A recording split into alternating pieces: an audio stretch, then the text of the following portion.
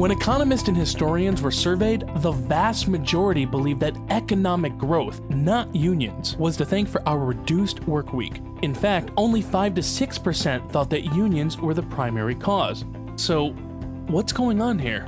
To start, understand that at one point, 90% of workers worked in agriculture. They had no choice. Production of food was far too low not to. And 40 hours of manual labor a week generally wasn't productive enough to feed a family. But as technology made it possible, fewer farms fed greater populations, and by 1990, those in agriculture dropped down to only 2.6%. But freedom from this backbreaking labor didn't arise from a law. It arose because productivity increases allowed people to do something else. And as people moved into manufacturing, they began to work fewer hours, with the average work week declining from about 70 hours in 1830 to near 60 in 1890. This too was the result of technology increasing productivity. Steam power, for instance, accounted for about 1/3 of productivity's growth. And in the 1900s, work week hours declined again from about 55 to 60 to only 35 to 40. Here we see the same decline from 1900 to 1938, clearly demonstrating that the Fair Labor Standards Act was essentially unnecessary. So despite the data showing a clear decline in work hours all before unions had ever successfully lobbied to legislate the 40-hour standard, people still mistakenly believe that unions were to thank for our 8-hour day and 40-hour work week. The reality? Labor unions tried for decades to accomplish this, but their goals simply weren't mathematically feasible